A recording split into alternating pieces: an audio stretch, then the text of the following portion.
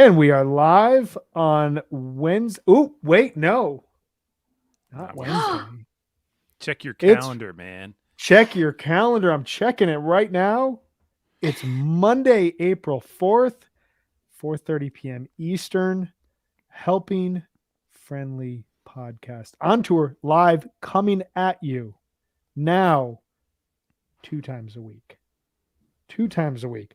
Twice as much fish, which is twice as much fish as I listened to before. No, who am I kidding? Ah, I've listened to a lot of fish before this. This just gives me fish to listen to with purpose. You know what I mean? Focus We're listening. focused listening, note taking listening, all the fun stuff that we get to do when we listen to fish. This is the Helping Friendly Podcast on tour coming at you live Monday, April 4th. My name is Brian Brinkman. I am here with Jonathan and Megan. What a trio we've got. We are breaking down today a show which happened in my backyard, basically that's 32 somebody's years backyard. ago. Someone's backyard, it seems like. Quigley's. Quigley's backyard. Maybe Eli's, maybe George's. I don't know. We're going to hopefully figure it out. Eli, George, Quigley, if you're a real dude, shoot, talk to us. Let's talk about this show here today. But Find this is us in first. the comments. Find us in the comments. Let us know what it was like. This was Fish's first show in Colorado since Telluride 1988. We're going to dive into this today, talk about the significance of the show, the significance of Colorado, and a bunch of other oddities and absurdities as you've probably come to recognize here with HFPod Weekly, HFPod Live. Jonathan, we haven't Yes. seen you in some time. How are you doing, my man? I'm great. I've been I'm really just sitting here waiting for you guys to call. So thanks for including whole me time. again. This is life. You get unemployed for a while and you start like, man, I wish I had a job. And then you get a job and you're like, man, I wish I was unemployed. So, here's to living. LIVIN. It's a constant struggle, even when it's great. You know what I mean? It's the grass is always greener on the other side, but we try So to stay great. in the present. We try to surrender to the flow. Megan, I know you know about surrendering to the flow right now. How is everything going for you? How are you here today? Well, I'm so glad to be here today. And I'm so glad that Jonathan's back because I really miss talking fish with you, Jonathan. What's up? I really Thank you. missed, right as we're getting ready for this episode, you're both pulling me through understanding some very convoluted fish data graph. Those are the things I miss. So I'm so glad you're back. Yeah, it's Well, we not fish without realized graphs. Let me tell you. it's not fish without graphs, and we realized that Or Brian stats.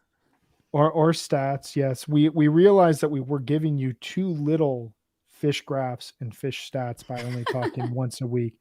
That's why we increased this twofold. Now we're talking twice a week. Plus, we'll be talking a whole lot more this summer. Just get ready. Mhm. There was the summer of George, not this George in this show, but there was the summer of George. This is the summer of HF Pod. I feel it. I Ooh, believe it. yes. I'm projecting it into the universe.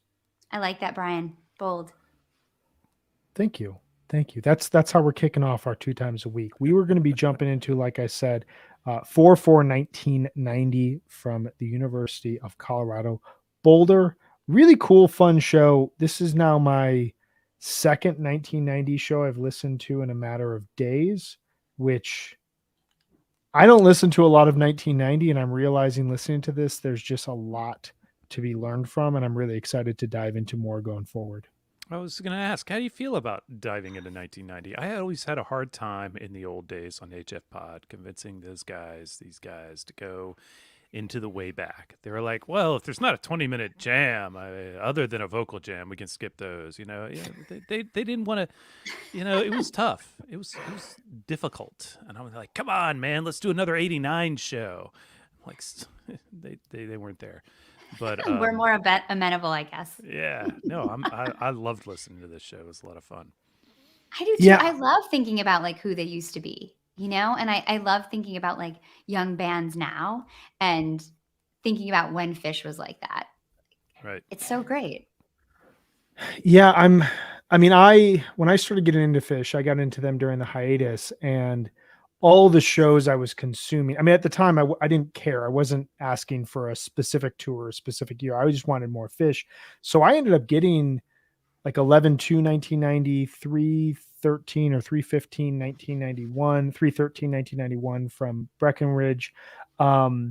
Few other random shows from this time period. But like, as I got into Fish, like my personal taste is like 94 and onwards.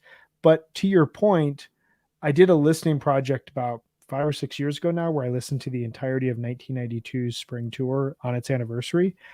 And I had like a breakthrough then of like Megan said, I felt like I understood who they actually were and not who they became and not who we think of them now.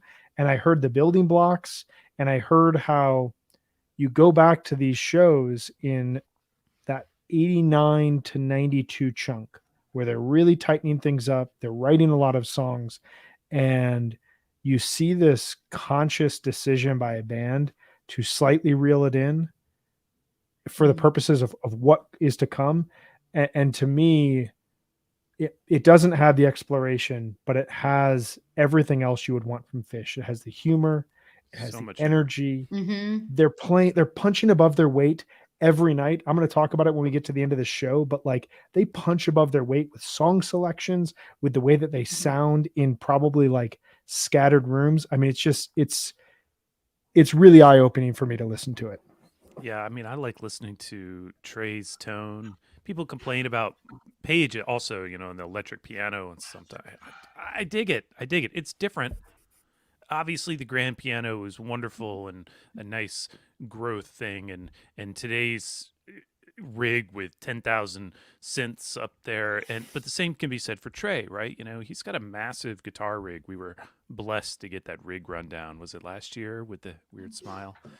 It was, yeah. And which was awesome as a guitar player and, you know, budding gearhead, because I'm mostly an acoustic guitar player, but thinking about what Trey's out there doing in 1990 with an infinitely smaller rig, you know, it's great. You know, it's just Trey with, he's got a tube screamer and a Mesa Boogie amp maybe, and, you know, just strong ass fingers and so many chops, and he just blows it right out. It's awesome. And I just love thinking about these like incredible musicians hustling every night in these small little venues, playing to no one, playing to a frat party, playing to, you know, I think that's Right. really why they're who they are, because they put in the work, you know? And I think that listening to these shows really shows that they've always been who they are and they've always put in the work. Yeah, and that's the thing is like you can prefer the way that they sounded when Page's Baby Grand comes on. It fills out the overall sound of the band. Sure. But they weren't waking up one day and saying, we're going to be Fish and we're going to play stadiums and we're going to have a Baby Grand piano that we have to lug around the country on a night to night basis. Like that is an evolutionary step that takes a lot of processes to get there. And part of that process is the sound of Page saying, I have one keyboard. I'm going to try to figure out how to make this maximized across our sounds. Trey has a few effects. I'm going to try to turn this into whatever it is. All of this we're going to get into, but I think as we're all pointing out here right now, we're very excited to talk about 1990s Fish, early 1990s Fish, which as I love talking with you, Jonathan, about Fish. When I get to see you smile about a topic that we're covering for Fish, it makes me that much happier. And I haven't seen you smile this much on an episode, and so I'm very happy. Already 9 minutes in. Before we get to that, though, two really quick things to tell you. Number one, a quick reminder to subscribe to Osiris Media on Apple Podcasts for HFPod Premium. We put out an episode last week that matched up with our live episode where we talked about our favorite versions of Tweezer. This week, we are going to be talking about the best Fish show from our birthday month, which means it's a fun, loose conversation. I'm curious to hear what everyone has to say. We'll also get to learn everyone's birthday, all that sort of fun stuff that comes along with it. The other thing we need to tell you about is our sponsor. Megan, are you telling us a bit about Sunset Lake today? I sure am. Sunset Lake CBD's line of smokable hemp products are for everyone. You know, they're for the old deadhead, they're for the young fish fan, anybody. searching for a mellow body high. Which one are you, John? Are you the old deadhead or the young fish fan? See the flag back there? That's right. Yeah. But smoking CBD has all the benefits of high THC cannabis without the paranoid and anxious side effects. And there's 9 different strains from this year's harvest, so there's something for everyone. The Hawaiian Haze is awesome for an outdoor show, and Cherry Abacus is best for the end of the night. All of the flower is grown, cured, and trimmed by Sunset Lake CBD farmers. And even better, they have this really cool farm to table approach. So this gets you really great pricing on premium CBD flower because they ship directly from their farm to your door. And this weekend, I was at a show with a friend, and afterwards we felt like smoking, but it was really late. And so we decided to have some CBD. We had a CBD pre-roll from Sunset Lake, and it was so nice. It was a really great way to end the evening. So I highly recommend you check them out, sunsetlakecbd.com. And you can use our coupon code HFPod and you get 20% all products. So Sunset Lake CBD, farmer owned, Vermont grown. What a wonderful thing. Farmer owned, Vermont grown. Every time I hear that, I'm like, I just want more Sunset Lake, aside from the fact that like the product is just excellent for me. So let's jump into this. So 4/4/1990. Why did we choose this show? Well, this show happened 32 years ago today, but also this was Fish's first Colorado show since 1988. When Fish visited Colorado in 1988, they played in Telluride, Colorado for about a week. We wanted to set the table here really quick with just the significance of that run, what that run did to impact the band, and what it means just under 2 years later when they decide to come back out to Colorado, where they're going to play about 3 weeks of shows across the state. Jonathan, what were your thoughts on the way that Telluride impacted Fish in 1988, and how did it lead to where they're at here in early 1990? Well, we talked about this on Undermine, the first season of Undermine, right? And what a crazy, arguably dumb idea it was to like go drive all the way across the country to play some bar gigs in like a tiny ass town in Colorado. It's not like they had bar gigs in Denver or something, you know. Telluride, beautiful, amazing place to go. We talked about it last time I was on here. Is a place I'd like to see Fish actually, but just a ridiculous notion. Let's pack ourselves in the truck and drive all the way across the country on this guy's word, which by the way wasn't any good. Total scam. Yeah. Yeah. And they did it, and they had a great time, and they made good music. But arguably Fish would have made good music anywhere they played at that time. They were a growing band, but I think it really just showed them that they could do a thing. And I think that is almost more important than what they did on stage, was that like if Fish decides to go play a show there, they can do that. And that they did. And so I think that's probably the biggest takeaway from the 88 shows. I mean, it's such a leap of faith. I think, you know, when you're a new band, you are always just kind of growing, you know, organically that way. And I feel like You hope when so, at least. Yeah, exactly. And when you're playing in, you know, they were only playing really in Vermont at that time. They playing like once or twice a month in New York or New Hampshire or Massachusetts. They were just doing like that really tight New England college club and club circuit.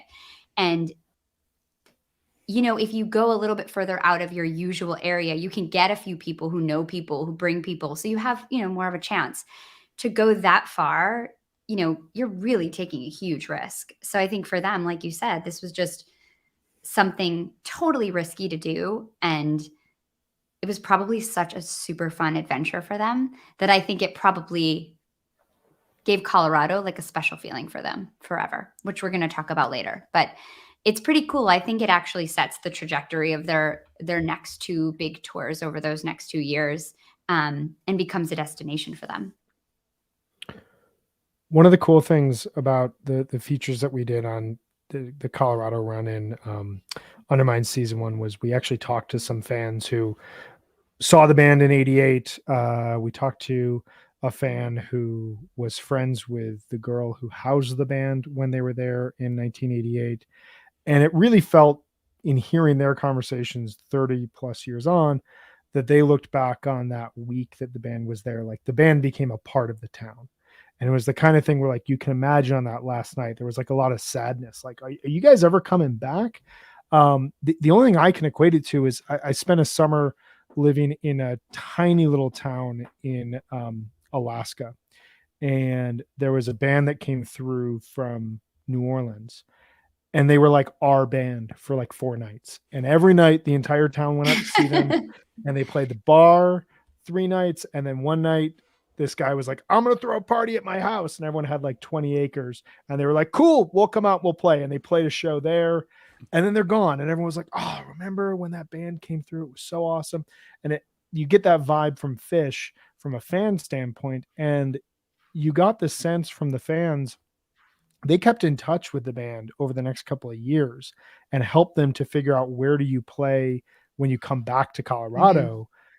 And these fans, like, they benefited from the fact that if they wanted to see Fish in the Colorado region, as far east as Kansas City, down to Santa Fe, out into Utah, out into California, Fish hooked them up with backstage passes, with tapes, so that they could trade tapes. And it really gives this band, for as dumb of a risk as it was to pack up into probably a U-Haul and drive across the country, it really showcases who the band is, where they are at, like from a personal standpoint, from an emotional standpoint, how they value their fans, even in far away places.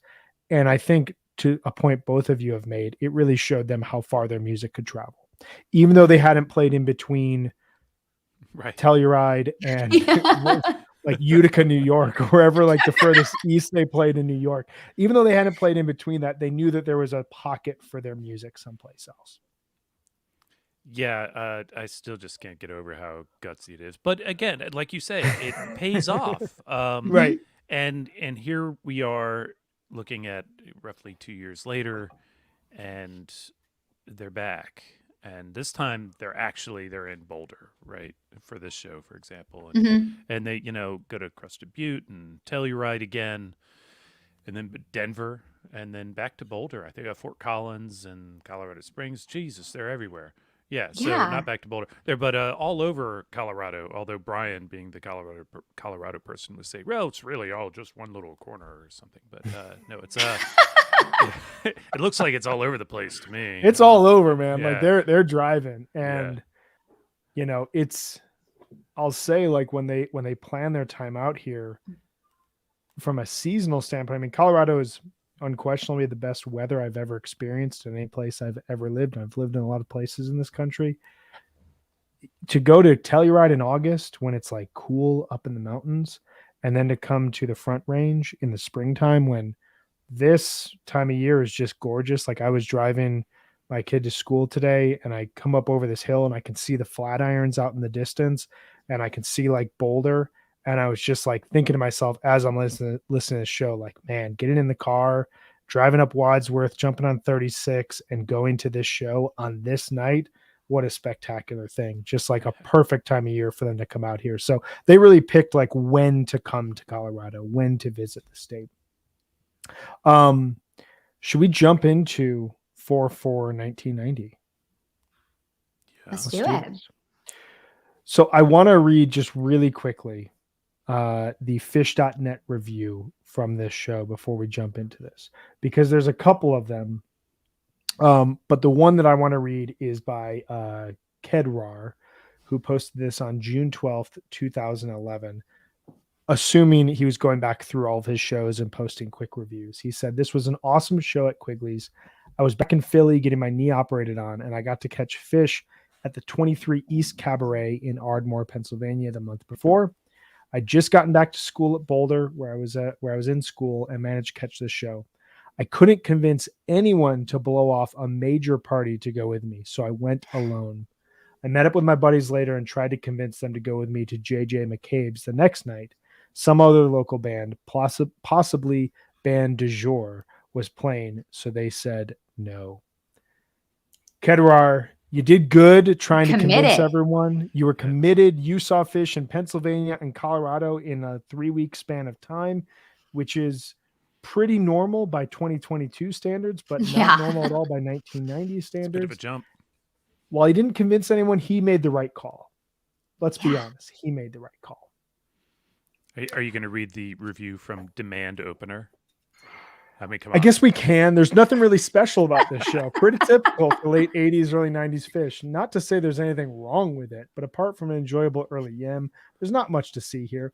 I went with 2.5 stars because there's some slop and foam and good times, bad times. Slop. I'm here to disagree Yeah, with that's Demand harsh. Opener. That's I'm sorry. harsh. Hey, first of all, Good Times, Bad Times is designed for slop. Like you can't, Right. you have to give them bonus Yeah. points for getting that right. It's a messy rock song. Come on.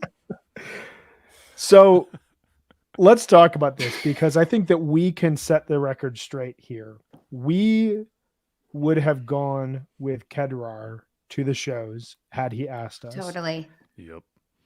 And we would have, kind of elbowed Demand Opener out of the room because, bro, it's 1990 Fish. Surrender to the flow. Be happy. Like, put on your Birkenstocks, get your patchwork pants out. Like, just embrace it. This is the future. This is where jam band music and jam band culture is happening. We're seeing the future right now, the start of a new decade. They open up the show with Golgi Apparatus, which I have a quick theory. Now, Kedrar kind of scoffs this down because apparently there was a huge party going on and word had not traveled super far from Telluride to Boulder. But my theory is there were a lot of people trying to go to this show. It's Fish's first show in Colorado in 2 years. And they had to shout out, "I saw you with a ticket stub in your hand." I could be completely wrong here. I probably am, but it's my theory for them opening with this. They're singing to Kedrar, George. That's all they're singing to. Eli. Yeah. That other yeah. guy. No. Maybe somewhere in there, but We'll it's see. it's a good song. It gets people pumped. It's got, Good opener. ticket stub. It's really just a kind of a banging opener. It shows a little bit of everything they can do. Right. So, and they do it. And they do it. We go into You Enjoy Myself next, which reminds me of the first show at the Paradise a year and change earlier, where they go, "I didn't know," into You Enjoy Myself. And it just feels kind of like a statement. We're back in Colorado. This is You Enjoy Myself. Like, this is the Fish song. We're going to throw it down here. Talk about slop. It is a touch sloppy up top, but like, I'm not really going to scoff at it. It turns into a really cool jam, and it's wild to see on tape. This is a 14-minute You Enjoy Myself, and it gets it done. And I don't know the last time they played a You Enjoy Myself that was under 18 minutes, kind of at the low end. So what are your thoughts Great here, though. Mike sounds amazing. There's this like really funky bass line, and it's just they're doing some cool effects when Trey's soloing. I think it sounds great. This is a great version. There's also, you can hear the crowd. I don't know if it's before or after, yelling "Wilson sucks," which is like so awesome. They're like, "We know. We're in." They want the band to know, like, we know what's up. We know Wilson sucks. Yeah. I just think that's so great. Like, to hear that, they must have been like, okay, yeah, we're back. And like, Wilson sucks. And you know it. You know who we are. You know what we sing about. Like, that must have been so awesome for them. So I just had to say that. Oh yeah, no, they're probably really stoked to see. Maybe probably a couple people that they knew and hadn't seen for a little bit, but also just to hear people give back to them some of their own previous, some of their own energy from a couple years before, or there were East Coast people who were out there at the time, or whatever. Yeah, like maybe there were some tapes going on. There's some fans. Yeah, there's people ready to be like, we know what you're about. It's awesome. And the nice ripping walk away out of that You Enjoy Myself. The vocals are so on point in this walk away. Like, I really love listening to them sing in these early shows. Like 1989, 1990, like they are like really committed to their singing. It's awesome. Well, and walk away kind of, it hints at a point I wanted to make towards the end of this, but like this is our first really big classic rock cover of the show. And this is not like an aberration of 1990 Fish. So I'm not trying to like make any grand point, but like listening to a lot of these 1990 shows, both of them that we've talked about, 328 1990 last week and now 490, these both feature Walk Away. And it's been played 88 times in Fish history, the vast majority between 1988 and 1993. then a pretty significant gap. You had a couple versions in 94, and then nothing until the LA Greek Theater on 10/29/98. And since then, kind of sporadically, every like 30 to 40 shows. This is one of those songs that like Fish is just punching completely above their weight in covering this song. It showcases power, it showcases a dedication and appreciation of classic rock radio. And you talk about vocals, like what a showpiece for Paige McConnell. And the fact that he can still hit these high notes 30 years later, it's just incredible. But he sounds, what a crooner. Like, and I've just got to imagine like a random fan coming into this, a random person who's just like, yeah, I'll go see a show. This is on a Wednesday night in Boulder, Colorado. Great time of year once again, but you know, just a random night. Yeah, I'll go see a concert. Comes in, here's Golgi. It's a song, but like when you start to think about the lyrics and you see the structure, it's a very bizarre song. It feels like prog rock stuffed into a classic rock song. Real fancy composition in that short little package. Crazy composition, like right in the middle there. You Enjoy Myself. This is like your Robert Fripp, you know, Pat Metheny type of just abstract composition. And then you get just a solid power chord rock song. And you see Paige singing the way he is. Like, how do you process what you're seeing? That's the moment when you convert the average guy. Like the average guy, he's skeptical through all of this other stuff. He might have been going, yeah, okay, you know, what the hell are they doing if they do the little vocal jam? But then they start playing, you know, Walk Away, and you're like, yeah, it's like, man. Okay. I was listening to this car driving down the street the other day. Hell yeah, you know, they love this song. It's a great song, and I love when Fish plays Walk Away. Love it. So fun. Well, and then you followed up with Duke Ellington. Why not? This band has so much range. We play Take the A Train here. Left field to the uninitiated, right? But, yeah. You know, they've been playing it for a while, and yeah, just they have no trouble with it, which is maybe a nod back to the jazz set that they did in Telluride. I like that theory. Yeah. Yeah. And I mean, this is at a time when like the song is being played every 4 to 5 shows, every 7 shows, something like that. It looks like the last performance of Take the A Train, just for anyone curious, is 4/13/1994. This would be quite a bust out if they attempted this. It has not been played in 1,075 shows. This would be a huge moment if they tried to play this. And they should really think about playing that next time they're, you know, at MSG, not in the South or the deep South, maybe the South, you know, like North Carolina, maybe. Yeah, I think they should do it then. I don't know why, it just feels right.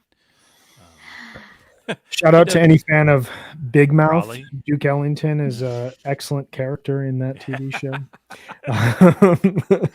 Yes. Yeah, that's indeed true.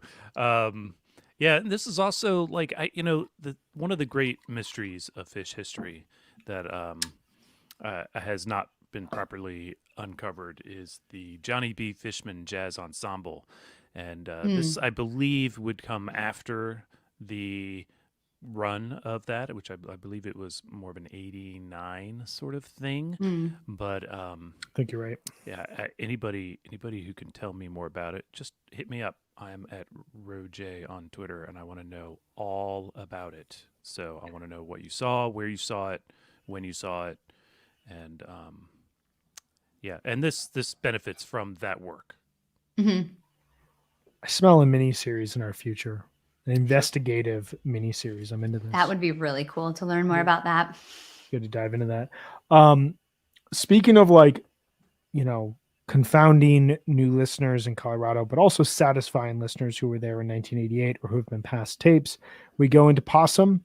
And in the intro to Possum, we get Take the A Train teases, which just adds to this like absurdity, you know, and you talk about early 90s Fish, like this is the fun thing about it. There's a lot of teases. There's not like a segue, a type 2 jam, but it's, you know, how do we figure out how to take this one song idea, a jazz standard, and plop it into this kind of chugly, you know, build up rock song that we've written about possums, you know, and ultimately a capstone to the Gamehenge saga. Somehow they do it, and it just adds like a little bit of fun to this overall set. Yeah, you can hear them starting to think about like, how do we connect songs that are unrelated, or how do we connect musical themes that are unrelated, which is so cool. I also think this possum gets like rocking.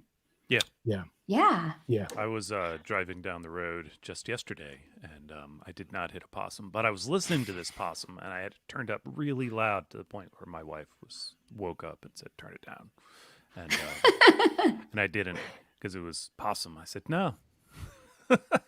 You tell her. Yeah, I didn't fight, but I was like, "No, it's possum. Yeah, Go after. back to sleep."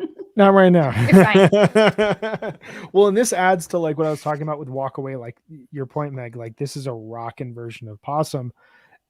It's not a crazy idea that they would play a rockin' peak to the song at this point in their career, but it adds this like, here's a band that's played a bunch of prog rock. Now they played a jazz standard. Now they're playing this. Are they singing about possums? What's actually happening up on stage? But oh my God, the solo freaking rips. What is happening right now? Like all these things have to be going around in your head as you're seeing Fish for the first time in these new places.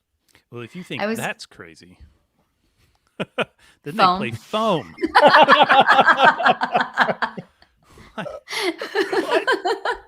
It's so true. Fish is so weird. Shout out to Drew Hitz, who was interviewed numerous times for the Undermine series. He'll be an interviewee on in Undermine season 3. But we had him and Don Hart on in season 1 to talk about 3 compositions: Divided Sky, You Enjoy Myself, and Foam, to show the progress of Fish in the 1980s. I have always had a relationship with Foam at arm's length. It's always been very strange and creepy and bizarre to me. And I walked away from that conversation going, okay, this is one of the greatest songs that Fish has ever made, which, just caveat, that's happened to me with probably 95% of Fish songs, but it was that moment for Foam finally.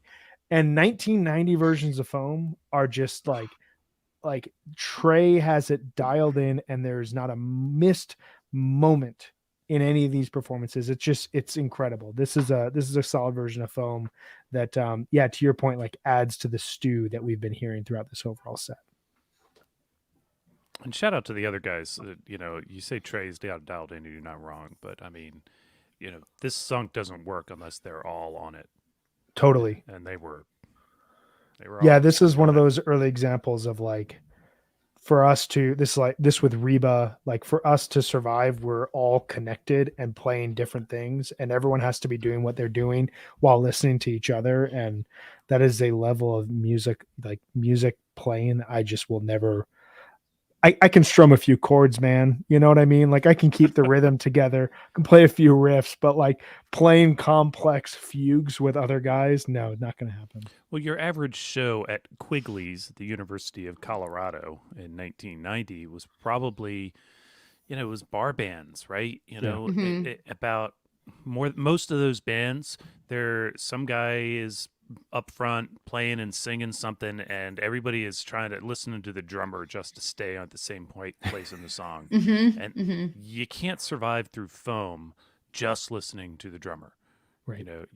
They've all, as you say, they're all interlocked, and it isn't going to work otherwise. And Brian, you got to pull up this guy's comment that just popped up in the chat. I think these are the stats that I'm just like, I saw them 14 times in 1990.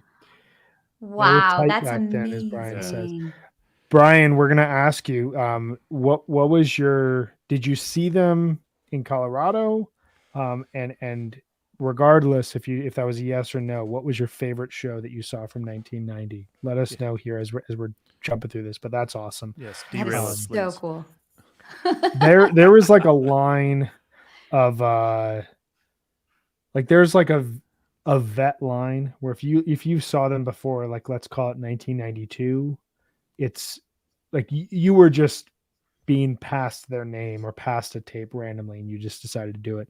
His favorite show from 1990 was the Lawn Boy release party at the Summer Theater in September 1990. Sweet. That is That amazing. is so cool. That's amazing. Yeah, there should be like a separate thing. You're not just like a 1.0 or you're like an 0.0 or something. You're like pre 1.0. Just the OG. That's OG. the OG. Yeah. OG. Yeah.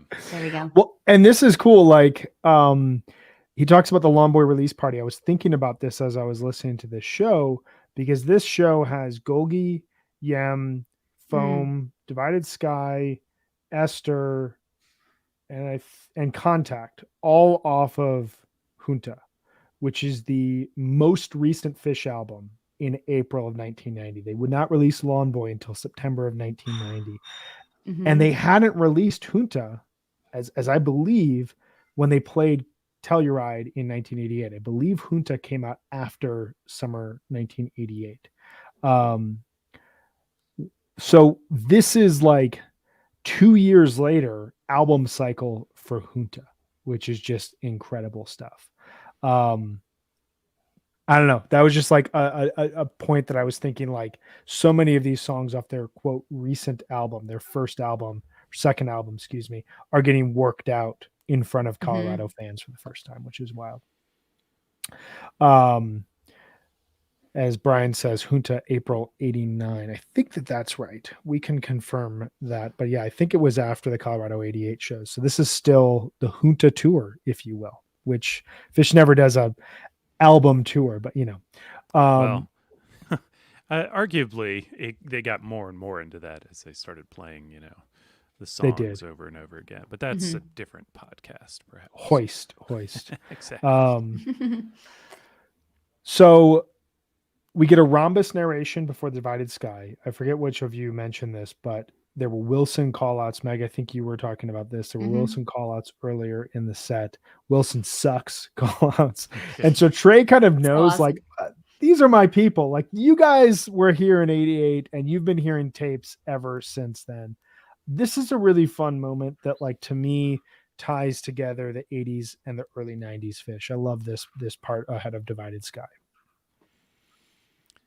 Yeah, I mean, the narration of, they go up to the mountain, they eat a root, they come down from the mountain, they cross a big field, they walk for days, they climb the rhombus with, the climbing things with the hooks and stuff, and they pull their instruments from their packs, and they play this song. And so, he could have gone anywhere. Like, he could have done a real Iculus in this intro, but kind of backed off, kept it straight ish, and went for Divided Sky. And it's a nice Divided Sky, great tone.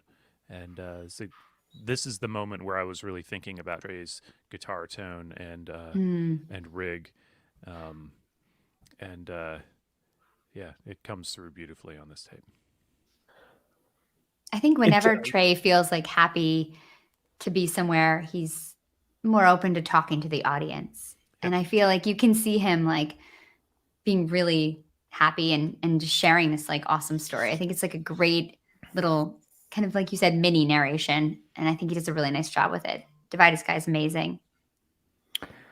Yeah, it kind of it reminds me of the episode we did a couple weeks ago, Meg, where we talked about the 3/22/93 Gamehenge, where they play this first set for the audience, and clearly they recognize, like, people are listening, they're into this, they get what's happening right now, and they come out and Trey says, this is the quietest audience I've ever played in front of. We're gonna actually play Gamehenge, and they're not going to do a full Gamehenge here, but it is a recognition of, like, we are stoked. We just drove from Ohio a week ago to be out here in Colorado for the next 3 weeks in the middle of spring, which I will say for the third time is like some of the best times that you could ever be in Colorado.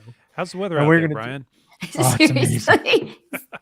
There's like a slight chill in the air, but like you can have the windows open and it's sunny. Oh, I went for a run this morning. It was like slightly overcast, but like the sun's coming over the prairie, running right towards. Just rub it in our face. Listen, we might have crap weather here in New York, but we do have MSG coming up. Okay, everybody in the East Coast. I have no defense. Okay, you got that. I have no defense. You can go to sleep in your crap weather, knowing that we have that coming up.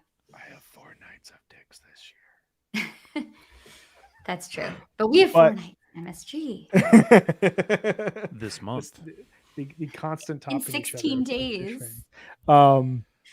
But yeah, I mean, then to go into Divided Sky and just like the pure bliss and the pure joy. I talked about Pat Metheny earlier. Like you get that, you get just like gorgeous prog rock soloing from Trey here before Carolina. But what are you guys' thoughts on this Divided Sky?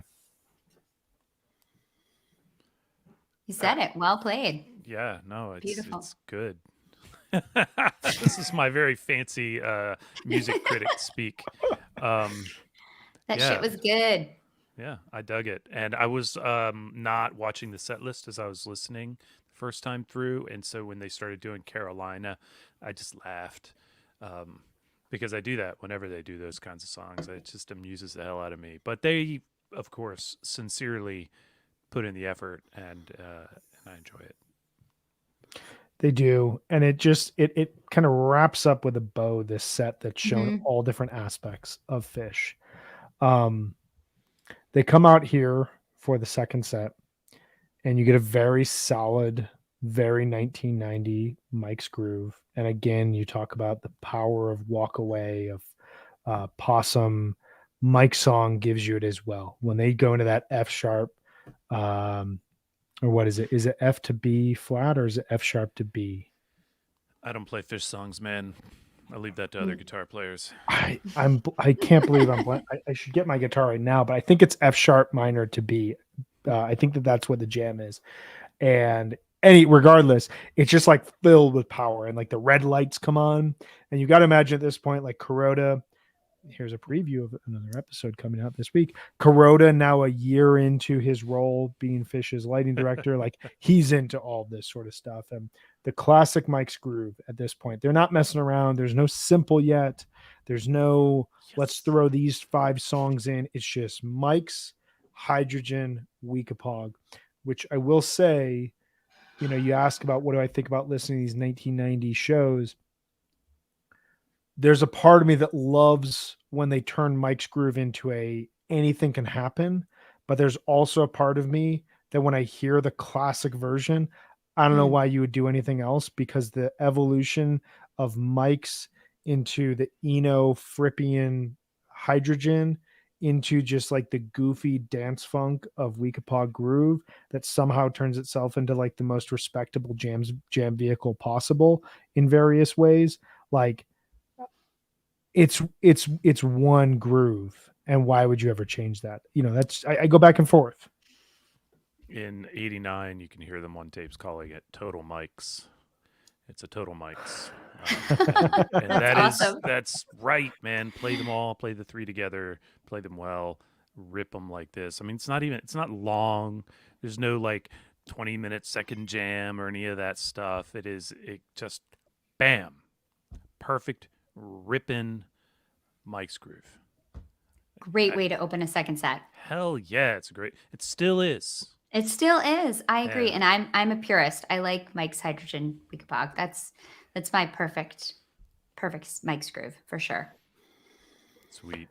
We should do a feature where we talk about just classic Mike's Grooves that like have subtle differences, not like you're saying, like I was just listening to the Island Tour this week, and like the Mike's Old Home Place, Weekapog, it's one of my favorite Mike's Grooves ever, but I'm talking just like so you want to subtle do differences. A feature on all the times that they've ruined Mike's Grooves with some other song. No, okay. No, he only wants to talk about the good ones, right? Right. I mean, even my first one was Mike's Hydrogen Weekapog. So then, yeah, which was all right. They're like, no, we did this wrong. We need to go back. There was also this kids. I did like the quartet Mike's Grooves that they were doing in the late 90s, the Mike's Simple Hydrogen Weekapogs. As long as the hydrogen came in there, you're good. That's why I hated Simple, because it's still hydrogen. So we move into Esther. This is a beautiful little version. Such a good version. Oh my gosh. It's like perfect. It's really, really nice. It's very theatrical. They're doing like, ooh, ah. They're doing these like, ooh, ahs. It's like super, it sounds like Broadway. It's amazing.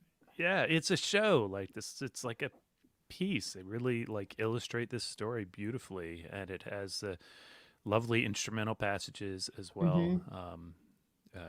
Reasonably well executed.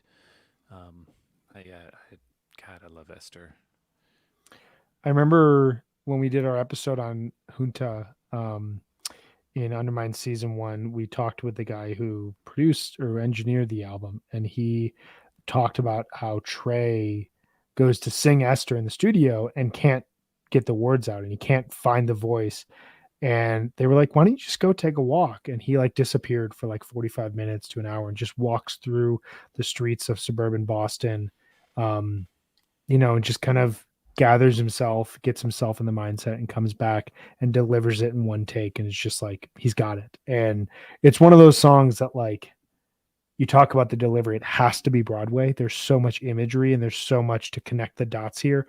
And this is the era where they were fully focused on that. And when they were playing a song like this, they were committed. They weren't just playing Esther because, hey, we haven't played it in 114 shows and we should probably play it again. Like they are throwing everything. It's similar to Foam. They're throwing everything at this. And I mean, the journey that it entails is just a trip. It's cinematic. I think this is one of those songs that I actually always find myself when I hear, like, I picture the entire song in my head like a movie. It's incredible. And this is a really, really great version. It's very true. So we move into Uncle Pen and the Sloth. We go bluegrass segment. You can't just slam those together, man. Sorry, we go to Uncle Pen. Go. What you got? Kidding. I just always love an Uncle Pen. I love the bluegrass tunes, and I probably irked my family in the car during this one too, because not only do I know every word, but like every note of like the hornpipe tunes and stuff that he's playing, all that stuff that's part of the song. Like I know all those notes. I'm singing those bits too. It's so aggravating. You don't want to take a road trip with me. I like this version. It was a lot of fun. It was. I've heard faster ones. I'll say that, but yeah, it was a good time. We go into the Sloth, which works similar to what I was talking about with Esther and Foam in the sense that like you're going to hear the Sloth throughout Fish's career. It's not a super rarity. It's not a song that is played on a regular basis within the rotation, but it's never like a huge bust out. But you hear it in this setting. And again, this adds to what we heard in Mike's, what we heard in Walk Away, what we heard in Possum. This band that almost has no business playing with this much energy and this much power in this setting. It's just kind of crazy to hear. What'd you guys think about this? This is a weird song. Can I just say that? Oh yeah, very with all weird. love and respect to it. Yes, it's a weird song. It's one of those that I am always hoping to hear because, as you know, they don't play it all the time. But it's freaking weird, man. That's all. Yeah, I mean, you can't really dance to it, which is. Oh yeah, you can. I mean, you can, but it's like, it's weird. Your dancing is weird. And so I feel like I heard it this year at Hershey, I think, and I just like embraced it and I just like went for it. And I think that if you just kind of embody the sloth, it's fine. I think you just said my dancing is weird, Brian. I think your dancing probably is weird, and that's a good thing. It's just a guess. It's probably true. I know that I've brought friends who know me outside of the Fish world to Fish shows with me, and they're like, "What happened to you?" Like I dance I dance at like a 90-degree angle. I like bend like halfway over, and everything is just like it's all elbows. And it is something that like there's no other concert in the world where it's acceptable, but like I don't know how to move at a Fish show other than the way I move at a Fish show. I need to see a visual of this. I can't picture this. So we're gonna have to. My friend did like a pen drawing of me dancing to the Everything's Right at Dick's last year. But I was just checking the stats to see if I could back up my claim. The biggest gap between Sloth performances was 7/12/2013 at Jones Beach to August 9th, 2015 at Alpine Valley of 91 shows. Aside from that, there was a 56, a 54, a 44, and a 41 show gap. Most of those have been within the 3.0, 4.0 range. In 1.0, like the biggest gaps were like 37 shows.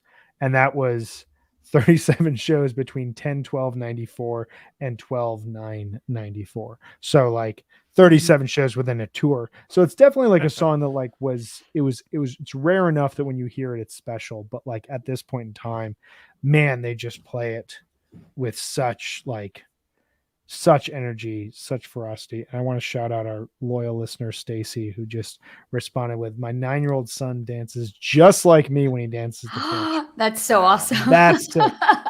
Because I try to get my son to dance like me when we webcast fish shows, and he's like, "You look weird." I feel like some people have like a name to the dance they do. Like my friend does something we call the scarecrow, where she's just like she just moves her arms like this. Like my husband does the gorilla, where it's kind of like hunched over and like his arms are out. So do you have a name for your dance, Brian?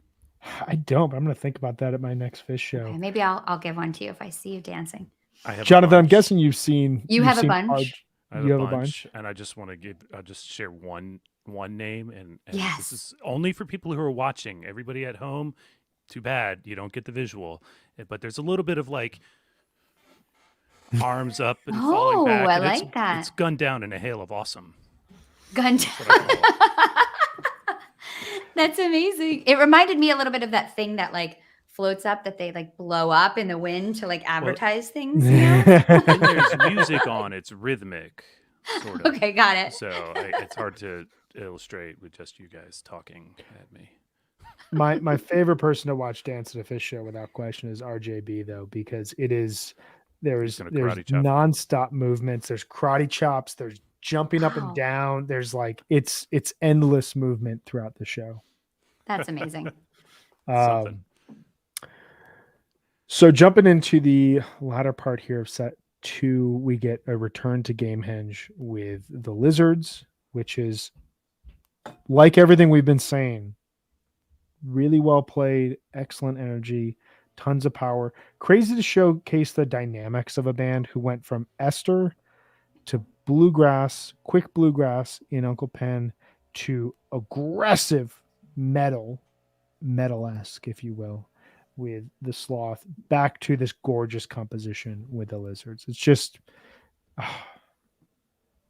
what range, man. And then we're going to get an a cappella song, the very next song. And they go everywhere in this set. They're doing it all. It's pretty amazing. They're doing it all. They're doing it all. And we get the beginning of the dedications. These don't come early in the show. Who knows? Maybe there's just like 5 guys left at this point in time. Yeah, they scared everyone off with the Sloth or something. I mean, yeah, that is one of the things. Like, if you play Big Black Furry Creature from Mars for the wrong person, they're like, this band is not for me. It's like, but they have one song like that. If you play it to the right person, they're like, yeah. And then you play Lizards, and I'm like, what? Oh, come on. What just happened? I didn't know, dedicated to George. Trey really emphasizes the Electrolux vacuum that John Fishman is going to bring out. Mm-hmm. Fun, I didn't know it's just kind of this versatile song that he's used as an opener a lot at this point in time. And then we move into the set closer of Good Times, Bad Times, which just rocks. Yeah, it's just rock. Yeah. No questions, just rock. No questions. We move into the encore here. Dedication number 2, Contact, is dedicated to Eli. And it made me laugh as I was listening to this today because of 2 things. One, I think one of the joys of listening to lots of music is like when you listen to a song for the 100th time or whatever it is, you just hear something new or you recognize something that you knew about it, but like it just hits you in a different way. And like, I know this song is a love song about a car, but like driving a car and recognizing like the love that Mike is singing towards an automobile. It just like, it fills me with joy that at this point, you talk about dumb risks, writing a love song about a car when you're just like a band beginning, like be a bit more conservative, like think a bit more about what people really want to hear in the early 1990s. No, why would you? Why would you? Nope. Why would you care about that? Just sing with your heart. And this is where Mike Gordon's heart was. It's great. Plus, typically had a fun little groove. It has a great little groove. And then Trey shouts out Eli's birthday. And I had to laugh again because it sounds like there's like 15 people in the room. I mean, it's encore And time at this point. You know it's probably thinned out a little. it's thinned out a little. There's apparently a huge party going on the UC Boulder campus at this point in time. It's a Wednesday night, but still you can hear the band. They stop the instruments and they're doing it as they sing the End of Contact. And they probably have like 4 people, and you can hear Trey start to smile a little bit. He could never hide his emotions, but you can hear him start to smile a little bit as he sees a couple of fans scattered throughout the audience. It's great. Yeah. And then we end with Highway to Hell. And my thought just as I was listening to this was like, to hear Fish play Zeppelin and AC/DC is completely just like in 1990. It's something else. You had to be a part of what endeared them to new fans. They're not just playing classic rock covers, they're owning them. And you hear it in Highway to Hell. Like Trey is just like, he's listened to Angus Young and been like, how do I replicate this? He's listened to Jimmy Page and been like, how do I do this on the tiny rig that I have? How do we make this happen? And it's just such a stunning accomplishment for them. Yeah, it's a rip and closer, leave everybody wanting more, all of that, standard rock and roll showbiz stuff. Well done, well executed by the Fish Band. Very well done. I was just going to say, I think this set list is actually really great. Yeah. I think they do a really nice job constructing this. It has like a nice flow to it, good like ups and downs. They put like the kind of slower songs and more chill songs at the right times. Like I think this is really well done. Really great end to the show. End of the second set and encore. And they really, represent themselves well throughout. We've been talking about that as we go. If this is your first Fish show, well, you may not come back. I don't know, but you know what Fish does. Absolutely. If you stuck around. Yeah, you get the whole sample. This is, and it's such a great era for that. Brian Goldenberg, who has been commenting throughout this show and shared some really cool stuff early on.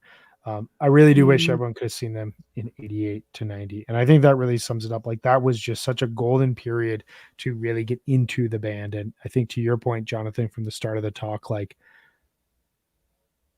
why would we go back and talk about a show like this that like on paper, it's a Fish show, and there's no 20-minute jams and blah, blah, blah, blah, blah. Well, you get a real peek into who the band was on a random Wednesday night in a new city and how they were presenting themselves. And that's a really cool thing to learn. Following this night, they would play another night in Boulder for 5 at JJ McCabe's on Pearl Street, which has now been turned into a steakhouse. I blanket on the title, but I was reading about it last night. There was a restaurant that took over from JJ McCabe's in the mid 1990s. That closed during the spring of 2020 and opened up as a new steakhouse. But JJ McCabe's was where Big Head Todd and the Monsters would play regularly as they built up their careers throughout the 90s. This is basically like their version of Nectar's, another prototypical quasi jam band from the early 1990s. Oh yeah, in that saw Fish them on realm. Horde back in the day. Horde tour, yes. From here, they'd continue playing in Colorado throughout the middle of April. They'd go to Crested Butte. They'd return to Telluride, where they'd play Fly Me to the Moon Saloon 3 times. Steamboat Springs, Denver, Boulder again, Fort Collins, and Colorado Springs before continuing with the spring 1990 tour. You got Fish in Colorado in spring of 1990 from April 4th through April 22nd, which, as Brian Goldenberg said, has one of the best, if not the best, Harry Hood ever. I'm going to have to listen to that after this because that's not a Harry Hood that I'm super familiar with. 3 weeks of Fish in Colorado. And I will say once again, because this is the 4th month of the year, for the 4th time this episode, during just an amazing season to be in Colorado. Oh my God. One last note here before we transition to the conclusion of the show. They return in the fall for a Halloween run through Crested Butte, Colorado Springs, Boulder, and Fort Collins.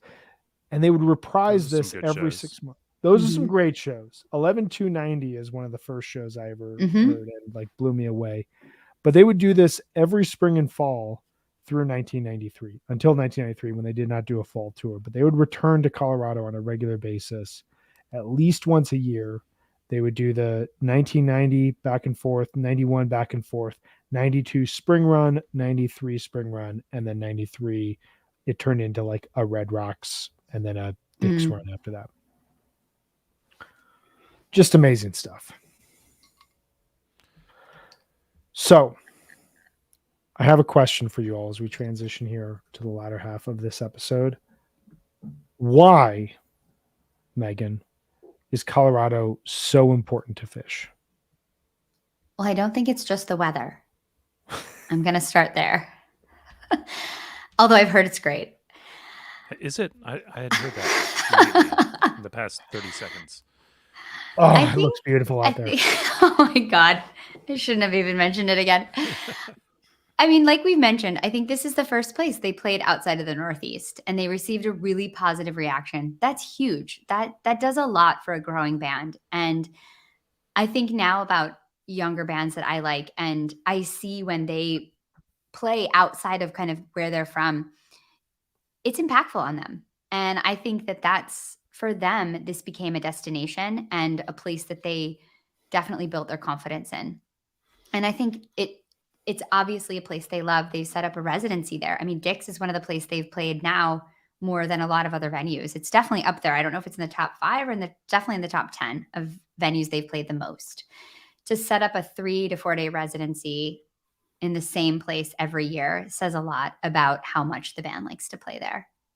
And I think they've had some unbelievable shows there. I think also some of the shows there are really kind of communicative. Like they always want to like talk to the audience and send a message and like share with the audience when they're in Colorado in a way that is really special. I think it's because they know the audience is all on drugs and they figure they can just fuck with them. And it's true. No, I don't have a good answer. I think that you're really onto something there, Megan. It's very clear that they love Colorado and not Southern California. No, they found connection in Colorado. They found people who liked what they did. They found a little bit of success, and they went back and built on it, which is arguably what they were doing up and down the East Coast, right? They'd go and play the dinky little club near the university, 1 year or one in the spring. And then they'd come back in the fall and play maybe the slightly bigger club near the same university. And they'd come back in the spring and maybe they play a theater, and I might be exaggerating that growth in some towns, but in some places it really was like that. And in Colorado, it was kind of like that. Yes, they took 2 years between trips, but that was smart too. They weren't ready to keep shooting back and forth across the country financially. And in 1990, they felt ready and they did it. And it probably worked well for them because they kept going back. And I think the shows hold up. I think the band was continuing to grow, and they continued to find their audience just as they did everywhere. Yeah, I share a lot of what you guys said. I mean, I thought of 2 reasons that in 1988 Fish, Colorado brought them in a way that no other place really was going to outside of the Northeast and outside of New England. Just the vibe of a place like Telluride and the desire to get new ideas, new music, and the way that it shares similarities with Vermont. It feels like Gamehenge and the lore of Gamehenge from just like the landscape standpoint, the overall oasis vibe that you get from being in a place like Telluride, from being in parts of Colorado. There's reminiscent aspects to mountain towns in Colorado to smaller towns in Vermont. And you get that same sort of sentiment from a lot of people who are in these 2 states of outdoor, total appreciation of being outdoors, a little bit more of a relaxed vibe and a little bit more openness to this kind of quirky, weird stew of Americana that you get with Fish. And Vermont is kind of perfect for that. And Colorado is one of those states that maybe they didn't know it totally at the time. I mean, there's got to be a reason when they first got this, offer to come out to Colorado, there's got to be a reason in their minds where they were like, yeah, Colorado in midsummer sounds like a great break for us. We don't have any shows. Like, this is what we do. We don't have to quit our jobs. So let's just try it out. But then to go out there and find that, like, you have this audience that is willing to go with you and is eager to see where you take them. It's just unbelievable.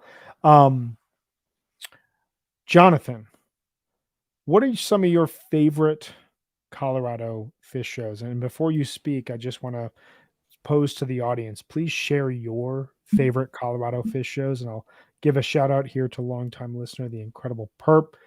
My favorite Colorado show for purely nostalgic reasons is 11-291. First set was my first tape. I still have it, and I still play it in my car 30 years later. Awesome. If that doesn't summarize what makes a good fish tape, I don't know what does. Like 30 years later, being in your car is just awesome. What about you, Jim? Well, it's funny, and I'm actually looking over here as I pull up the set list, but one of my all-time favorite tapes, and also one of my earliest tapes, was 11-191. The Gothic Theater in Goldwood, Colorado. That show, it convinced me. It is just,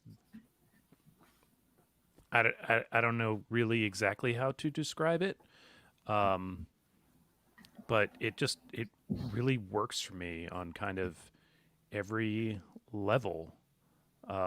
Divided Skies dedicated to Sun Ra. So, wow. I really, the Stash was the request from the fish.net people, and the Stash was for a long time one of my all-time favorites. I have found more exploratory and expansive ones, but I still love that one. It's kind of perfect. It sounds great on the tape. Wood blocks, just everything about it, it's just right. That's probably one of my top ones. They played a couple good shows at Dick's, I think. I'm not sure. A few. What about you, Meg? What about you, Meg? One of my favorite shows is the 11-17-1997 from McNichols Arena. I mean, this show is like fire. I mean, I love a 1997 Fish show. This is just, to me, kind of exemplifies why this was called the tour that destroyed America. I mean, they open with like this super nasty tweezer that's, I think, pretty underrated. It's not really long. It's only 18 minutes, but it is funky, gorgeous, elegant, just like perfect. And a 5-song first set. I mean, people would lose their minds. I mean, it's so good. And I just think this whole show is perfect. The set list is great. And yeah, I love this show. It blew my mind when I found out about 4 years ago when I moved to Denver that I lived off of the same road that McNichols Arena was on. Denver is an interesting city in the sense that, like, it's a big city, but it kind of feels like a play city for anyone who moved from the East Coast to there. Mm-hmm. There's a light rail, but you can drive everywhere pretty easily. There's really no traffic. There's a lot of easy back roads in and out of places. The light rail is nice. I love the light rail. I just don't ride it anymore because I work at home. But the Broncos Stadium, one of the biggest football franchises in the NFL, one of the most successful teams, John Elway, then Peyton Manning, decades of great quarterbacking. Their stadium is right off of Federal Boulevard, which is like a stoplight street that has, cool Mexican restaurants off of it, and there's people's homes off of it. It's not like, wow. In East Coast cities where like you put your stadium, out in the middle of this abandoned wasteland, Foxborough like or something. or Foxborough or something like that. Yeah. And McNichols was right. It shared the same complex with Mile High Stadium, now Invesco Field. The Nuggets have now moved across 25 to more of a downtown arena, but like that McNichols was like just off of Federal Boulevard just blows my mind. But I love that show. I came up with a big list of what I think are some of the best Colorado Fish shows. I'll run through it quickly and then I'll share with you my favorite, because I think everyone who knows me knows my favorite. But August 3rd, 88, 10/31/90, 11/2/90, Glenn Miller Ballroom at University of Colorado again, 3/13/91, 4692, 31493 from Gunnison. Amazing show. Haley's Bust Out. Huge You Enjoy Myself into Spooky. Cannot recommend it enough. 82093, their first show at Red Rocks. 61194. Very widely traded show. 61095. Amazing deep Mike's Groove from Red Rocks. 111797, as you noted. Jumping in at 3.0. 73109, the second night of the Red Rocks run. Amazing second set. I encourage anyone to go back and check that out. Very fluid, really cool jamming. 9411, the first Sunday show of Dick's. My personal favorite Colorado Fish show, 8/31/2012, the Fuck Your Face show. That 12/30/16 and 10/22/21 are my three favorite Fish shows I've ever seen. 9/6/15, the Thank You show. 9/4/16, Sunday night at Dick's, another where we have a pattern here. 9/1/17, the first night at Dick's, 2017, amazing 5-song second set. 8/31/18, the first show post Curveball, great jam. Love that show. Amazing show. And 9/5/21, the Sunday night show at Dick's this year that had the Machine Catapult jam in it. Just amazing stuff. Thanks for narrowing that down a little bit there for I'm a maximalist, you know. I see it all.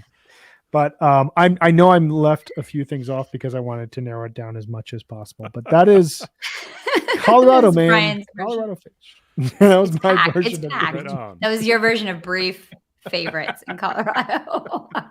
It's a great place to see fish. It's a great place to be in the springtime. It's a great place to be in the fall.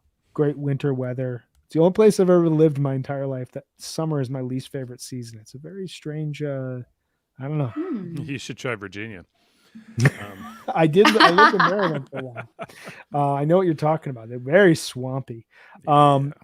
Anything else anyone wants to say about Colorado Fish as we close out our first Monday HFPod live episode? I don't know. I think we did it. I'm just really proud of myself because I made a sports reference.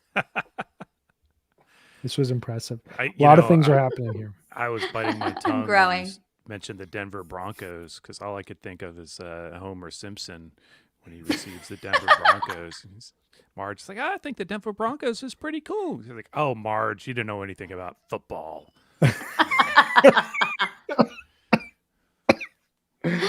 Well, on that note, we will be transitioning to a sports-related podcast. No, I'm joking. We'll be back. I'm fired. We'll be back on Wednesday. This Wednesday, we'll be back April 6th at 4:30 p.m. Eastern. We have a really cool episode. We may be breaking some news. I'm in the process of some back channel discussions with some very important people in the Wow. We may be breaking some news on Wednesday. We'll see if I get a response to the email I sent out this morning. But we're going to be doing a Chris Kuroda appreciation plus an island tour celebration. So we're going to be diving into the impact that Chris Kuroda has had on fish, some of our favorite eras, some of our favorite moments for Kuroda in fish history. Plus, it's the day after the conclusion of the island tour. It is a run I listen to every year on its anniversary, and only then because I've heard it 950 times in my life. And, you know, it's one of those runs that you just kind of have to listen to at the moment it happens. We'll be talking a little bit about that. So we'll see you back here on April 6th, this Wednesday at 4:30 p.m. Eastern. Get your laser pointers ready. Let's talk some rigs. Jonathan, can you tell us about our sponsor one last time? Our sponsor, Sunset Lake CBD, is a majority employee-owned hemp farm located just outside Burlington, Vermont.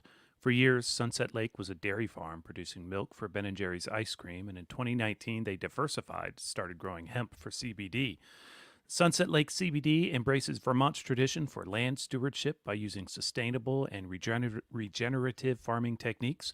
To build and protect healthy soils, they are 100% pesticide-free, use minimal tillage, and implement cover crops and crop rotations.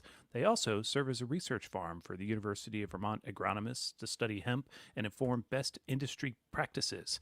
Now, I'm going to take this moment once again to talk about my personal favorite, the CBD salve, which if you're watching, you can see right there. I use this regularly, and I go through it kind of quickly nowadays. But I use it for my hands for my arthritis, and I think it helps, and I love it. So you should check them out today at sunsetlakecbd.com. Use our coupon code HFPod to get 20% off all products. That's Sunset Lake CBD, farmer owned, Vermont grown. Ain't it the truth? Yeah. And with that, we will see you all back here on Wednesday. We don't have to wait a full week. This is great. Hope everyone out there enjoyed today's episode, talking about Colorado, talking about weather systems, and talking about fish at the same time. It was great. Always good to talk with you, Jonathan and Megan. I look forward to doing it more often. It was fun. That was Thanks, y'all. fun. Thanks, everyone. Thanks, everyone, for hanging. We will see you here in a couple days. Take care.